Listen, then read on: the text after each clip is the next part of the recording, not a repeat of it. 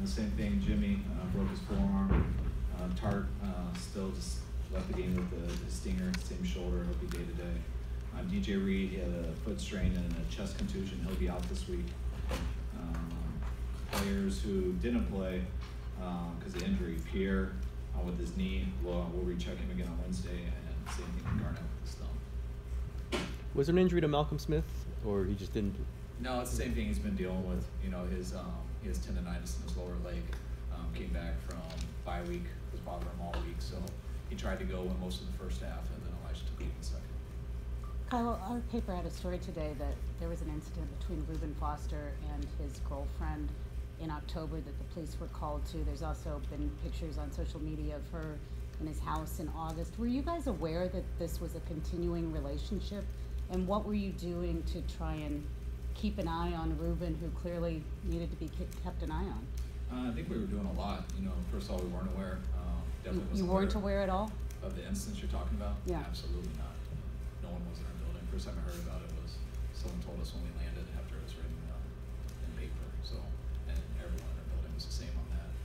I was aware that Reuben had spoken with her and still talked to her at times. I knew that from just asking him personally, like, how are things in your life? Have you seen her in a while? But by no means did I think they were ever living together or dating again. Kyle, do you have to go back and reassess the way you handle not only this, but all situations like this with a player who had some marks against him going into the draft? Yeah, of course you do. I mean, you know, we spent a high pick on Reuben, and he's not here anymore. So obviously, that's not how we planned on it to go. So anytime that happens, you look into all those situations. But you know, we did put a lot of work into Reuben, and you know, I think a lot of us and a lot of people in the NFL had him as a top 10 pick. And there were some things that happened at the combine and things that we all looked into that is why he fell far in the draft. And that's why we waited and didn't take him where we thought he was valued. Because we knew he was slipping, there were some risks. Once he got to where he was, we felt good at that point in taking him. There was things that we believed we could help him with. And we jumped in front of a number of other teams that were going to take him, and we felt good about it at the time. And we've worked on him since he's been here. I know the stuff that happened last year was the biggest thing, and we supported him through that for a number of reasons that I think we discussed last year, and we were going to let the process take care of itself. And you know, I think that did. I think you guys all know what happened with that, and that's what we felt from the beginning, and so I did feel good about that. You know, I want to do what's right, and I'm not just gonna. We want to do what's right, and we're not just gonna do something just because people think something happened or it didn't. You know, I'd like to know. And you know, we supported Reuben through that, and we felt good about it. And the way it worked out, you know, I'm glad that we did.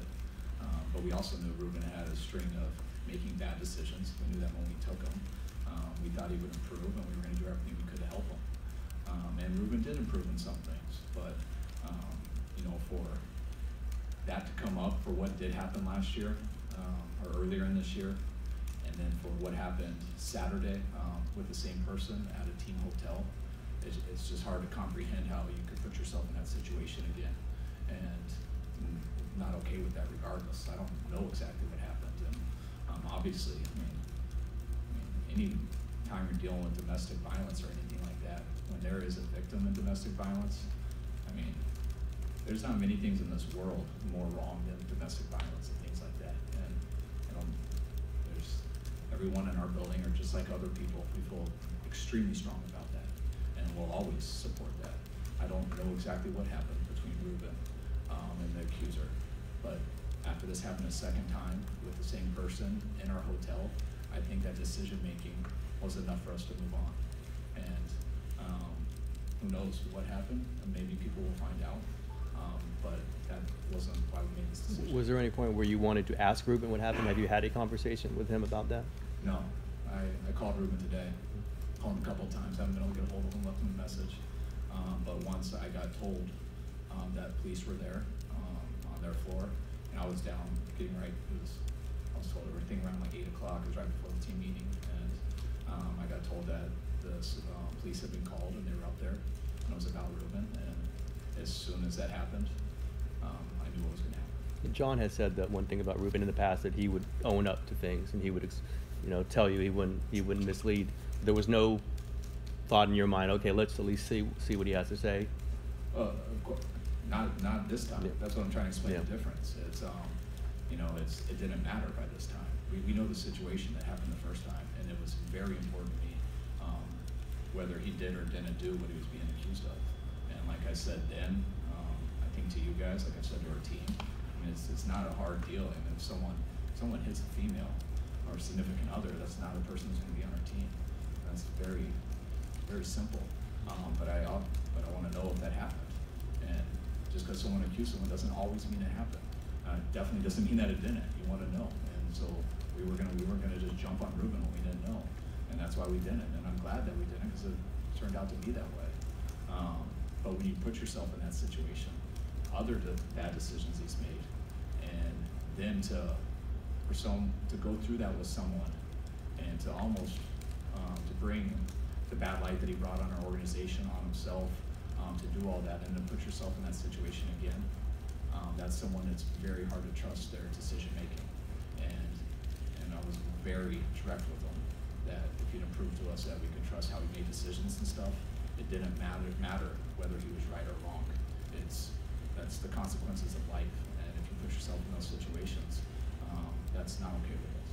Were there other times when you came close to cutting him based on whatever other incidents that might have happened? No, the only time that we came close is when the first incidents came up about domestic violence, and he was adamant that this didn't happen, and I did believe him when I talked to him one-on-one, but I was John and I were both very clear to him that, hey, we believe what you're saying, but we're just telling you that as this process plays out, if something comes out that shows that you did, or we find out that you did, that'll be the day that we get rid of you. Do you still believe him?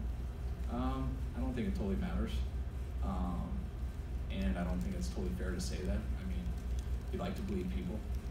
I do usually when they look you in the eye and tell you stuff. And there's a part of Reuben, and I don't think everyone's from the same situations, that I was growing up. I think everyone's in different situations. I think I've heard of, just being in the profession I'm in, I've heard of some really bad situations of kids growing up, and Reuben grew up in as bad of one as I've ever heard. And that's where I feel that it's been hard for him to be the same way as everyone else. I do believe in his heart. I have. I hope I'm not wrong on that. Shame on me if I am, but I also know he's shown that we couldn't trust his decision making. So no matter how much I think he could be better, and he's shown that glimpses that he is a person you want to support and help, that's why we can't, because he's shown that you can't trust him to make the right decisions. And hopefully, for Reuben's sake, I thought rock bottom was last time, and I thought it would be very simple, that would be his wake-up call, and I think it was in a lot of areas. But to put yourself in the situation that he put himself in, whether it happened or not, if it happened, it's so easy. But if it didn't, that still was too bad of a decision to make us comfortable with keeping that person in our organization. And hopefully this is rock bottom for him, and he can fix himself in all those ways, and still find a way to go have success in his life, or hopefully another team someday. Football is a different subject, but you no longer have him on your team. What kind of effect does that have on your roster, on the way what you have to do in this offseason and the way you plan for it? Huge one. It sucks. That's why it was hard to, I'd love to sit up here and just talk to you guys totally open all the time, but that was tough in the first instance. It hurt me personally. It hurt John to hear, people think maybe we were just doing that for Reuben because he was a good player or he's a star player. And yeah, it makes it a lot harder to get rid of a guy who you think is, one of your more talented players. And we're trying to add a lot more of those guys, and we thought we had one, but it's never about that. Yeah, it's harder because they really help you win and things like that. But if you hit a female, it's not a tough decision. Kyle, just to clarify the timeline, Richard Sherman had said last night that he understood it happened during team meeting, but you're saying you knew before the team meeting? Yeah, I did. Okay, so that's why Reuben obviously wasn't at the team meeting. No. Yeah, the players don't know. I'm getting ready to go into a team Right. meeting, and usually when something happens, people are going to call the general manager, the head coach first, and you know, someone was called, the cops were called to the hotel. So, you know, Mike Anderson, our security guard, calls me right away, and I'm downstairs in a quarterback meeting about 10 minutes away from, so I get to hear it. And he tells me what happened. You know, cops have been called on domestic violence charge. We're up here with the cops, and like, all Because right. before you went in the meeting, you weren't pulled out of the meeting. No, I wasn't put out of Got the it. meeting. You know, I'm preparing right to go into I it, see. and I heard it, and yeah, it was a hard thing to hear. But that's what I was trying to explain. You know, if that was another player that hadn't ever been in something like this before, and we would have been a lot more patient. Hey, yeah, that's a horrible accusation, but I'm like, let's hear what it is, and let's find out, and let's try to get to the bottom of the truth. In this situation, because of what we've been through before, that didn't matter. I already knew that it sucks. He's on here. Are you comfortable? Kyle, both of you and John used the phrase "protect the team," which has been maybe misinterpreted. I was just wondering, what does that phrase mean to you? It needs to, the protect the team is for every single person in our organization to know that there's not one person who's bigger than this organization. I mean, I'm very proud to be the head coach of the San Francisco 49ers. I also know that when I'm not here, there's going to be a lot more coaches of the 49ers. You know, whoever it is, the 49ers are more important than any individual, whether it's a player, whether it's a coach, it really doesn't matter. And I say that so people understand it. It doesn't mean, hey, protect the team so we don't look bad. It means understand that you have a responsibility and you are not bigger than our organization. And you can not do things and think that it's just you. You represent our place. And we want people to represent our place right. And that isn't just from perception standpoint. I want it to be real. And I hope it comes off that way, but protect the team it's really a reality check of what our world's like. And you work for a place that, I don't care how good you are, this place is bigger than you, and you need to understand that. Are you comfortable with the process that you undertook once you got, you know, you selected him, getting it? I mean, do you feel comfortable with the way you handled Reuben Foster through his career with 49ers? Yeah, I personally do. I think we went above and beyond to help Reuben. And, you know, you can look at everything, did we know that what happened on October or whatever? No, we didn't. Well, did you know someone was at his house? No, I could have been living there personally and I would have known. But that's not what I want either. If you got to do something like that, and eventually the person, I'd rather them expose themselves and move on so we keep playing this game. And I want people who are trying to get better. And I think Reuben was in some ways, but not enough. And he had a long way to go and he didn't get far enough. But when I go back and look, did we handle anything wrong in what we tried to do for Reuben? I think we did try to do more for him than I've seen anywhere I've been to for a player. But some places, I think there was Des Bryant, you know, they kind of assign a person to maybe babysit, live with someone. Did you guys, you didn't take that step ever to? No, we have people who work with him a lot and work with him more than anything. I'd say we would have done everything except have a person live with them. We've had check in daily. We had Austin go to his house daily, always on the phone, things like that. But everyone can have different opinions. If you need to have a person live with someone every second, then I don't think you totally believe that person is what we believe Reuben was. And that's kind of hiding what you really know he is. We're not here to just babysit him and make sure that, hey, don't ever mess up so you hurt us from winning games. We're here to help you guys become better people. And if you have to sit there and spy on them every second, I promise you that might sound good, but I know instances you're talking about, I don't think it was Des. I think it was Pac-Man, but I don't think that worked out well. I want to ask you. You haven't talked to him today, but do you happen to know if he's returned to the Bay Area or who he's with, or? No, I don't know. I called him this morning, and I'm not sure. You called him just to tell him that you had cut him, or was? No, I think he knew. I'm not. I've known Reuben for 2 years now, and I'm very disappointed in him, but that doesn't mean I don't care about him. It doesn't mean we don't have a relationship, and I'm not just gonna. He's not dead to me because this happened. I know. I'm sure this is a tough day for him. And he's put himself in this situation, so I don't feel bad about that. But I'm not gonna ignore him. I wanted to call him, give him a chance to talk to him, but I didn't get an answer. Just left voicemail. Just to be clear, had you known a month ago that this rumor was back in his life, would you have cut him then for that? No, I'm never going to give an ultimatum to someone on if they don't date the person or not that I say that you can't be on their team.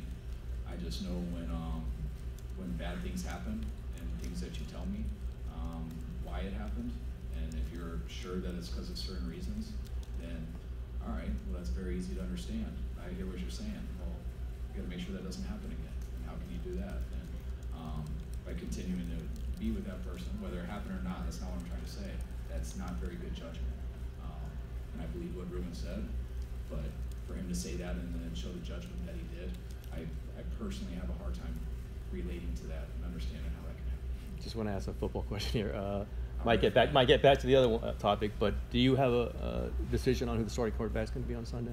Yeah, we'll start with Nick. Was that a close call, or was it just strictly going to be him all the way?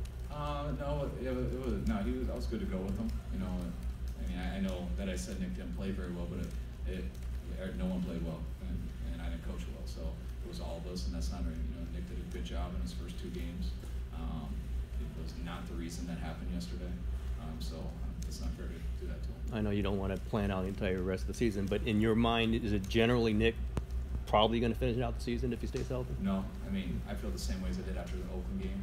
I know I said it's a week-to-week thing. I'm not trying to announce it every week, but it's, Jimmy's our quarterback, and everyone knows that. And CJ got an opportunity when Jimmy got hurt, and Nick got an opportunity when CJ got hurt. So, we're playing this year out with our 2 and 3, and we'll see how games go. We're going to do everything we can to win a game. I know we're preparing with Nick, and if he ever struggled, I'd bring in CJ. So we'll see how it goes.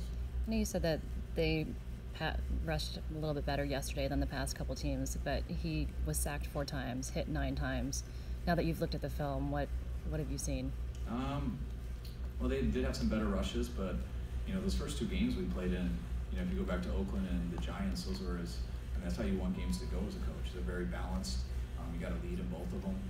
You're able to stay in very manageable 3rd downs. You're able to run the ball a lot. We ran the ball fairly well yesterday, but we also had a number of penalties. We had some negative runs. We got in some 3rd and longs. And when you get in some 3rd and longs, it's very predictable passing situations where they're teeing off. And then you go to the second half where we get down a couple scores, and that's going to happen. We were more predictable in what we were doing, and now we're going against a few better rushers. Do you expect Marquise to rejoin the team this week? I'm not sure. I haven't got a chance to talk to him today. I talked to him over the weekend. I know he's still dealing with this stuff today. I'm not sure on that though. Did you How see do you feel enough? about the way Pettis played his first kind of extended time at receiver there? I thought Pettis took a step in the right direction. I think everyone struggled, but I will say I thought Pettis played better than he has probably since Minnesota week 1. I think I told you guys all that last time we talked. I thought he had a good game versus Minnesota, and he kind of battled injuries for a while, then missed a month, and he hasn't fully came back yet. And I thought this week was his best week yet, and not to get confused with great, but I thought it was his best week, and I hope he continues to do that each week for the next 5 weeks. You'll have 2 roster moves, assuming you're going to put Jimmy on IR. Have you made those moves yet? Do you know what you're going to do there? No, we don't. We haven't made those moves. But we're probably going to have to get a linebacker and safety. Have you seen enough from Richie James to keep him playing more snaps than Trent Taylor at this point? Yes. Richie. I think we've talked about Trent and what he's been battling this year. I think Trent did have. I just told him a couple days ago, but I thought he had his best week last week in about 10 weeks. So by no means is he back to where he was last year, but I think he's getting a little bit better here. Probably the less he's played has helped him with that stuff. But it's given Richie opportunities, and Richie's done a very good job. Made a real good play yesterday. But I expect both of them to be playing as we go. You also had a linebacker rotation. Obviously, you said Malcolm Smith was out battling some injuries, but you had kind of all 3 of the others in. Yeah, we want to go with Malcolm and Fred. But Malcolm's battling his Achilles, so he has been all year. It was bothering him a little bit worse these last 2 weeks. So he went as hard as he could go in the first half, and we were watching it, and Malcolm's pretty honest with us. He would have kept going, but it was tough to watch him out there battling through it, and Elijah came in and did a good job. Kyle, was it difficult on some level for you to coach yesterday, just given, like you said, you put 2 years into Reuben, and you obviously recognize this is bigger than football. Was it hard to shift gears that quickly? No, because a game starts at a certain time, and you know what you have to do. And it's I have trouble thinking about both, so I just go, I mean, I'm used to being ready for games no matter what happens, and you're ready for that. You get locked in and there's nothing else going on in the world, and then when it's over, you got to adjust and think about what's going on. You know, the stuff about Reuben, you know, it hit me on Saturday night, but I knew I couldn't be up all night because I had to do a lot of stuff on game day, so took my melatonin and tried to go to sleep, took a little extra so I could sleep, and then I woke up, did everything with the game. I got a big preparation before games, and I'd say it hit me a lot more last night. Richard Sherman seemed visibly upset after the game talking about Reuben. Was there more of that amongst other teammates? I mean, visibly upset in what way? Just that he was very sad that the situation had happened with Reuben. Yeah, I think a lot of guys were, and I don't get that confused with, I tried to say at the beginning, like when we say, you know, we're feeling for Reuben, that's not at all, because if anyone is involved in domestic violence, you feel more sorry for that person than anyone in the world, so don't get that confused with it. No. But people do like Reuben here, and I know you guys who have spoken with him and stuff, I think you guys can see why people like him, and that's why people do believe in him. But he has continued to disappoint in some of those ways, and you are a little bit more patient with him in some of those areas, knowing what his upbringing has been, knowing that he seems like he is genuine and how he's working to get better at it. So I think a lot of the players and coaches, you know, we really wanted to help Reuben out. You know, so I had a number of players, when I told them yesterday, they apologized. You know, they're like, sorry, Kyle, I wish we could have done more. We really wanted to help. And that's kind of how we all felt. You know, we're all pulling for Reuben, and it didn't work out. And that is his fault. And I thought this would have happened back the last time, but it didn't, and that's his fault. And hopefully this wakes him up enough to where he can get it all together and be successful somewhere else. You said, I think yesterday, that your door would be open today or starting today if anybody wants. Have you had players come in, or have you talked to groups of them about this? No, yeah, I said that yesterday before the game, because you never know how, you know, you got 53, 63 guys in the practice squad, so you never know how each person thinks. So if someone's bothered, I always want them to come. No one came before the game. We had a team meeting. I said a lot of the same stuff I said to you guys. I told them everything, and I told everyone the same thing. If anyone still is confused with what I'm saying, or they don't understand my reasons, or think I did something wrong, I want to know what you think. Please come to my office and tell me, so either you can enlighten me on something, or so I can explain myself better because you don't understand me. Kyle, did you have the chance to veto this draft pick? I mean, was that within your rights in your contract? Yeah. Yeah, and so you I haven't read my contract actually ever. I think you did. I think you did. That's someone else do it. Yeah. And John, I don't know if he has either. But every decision here, every draft pick we've made, I am supportive of all of them. So that's anyone that's never just John or never just me. That's both of us.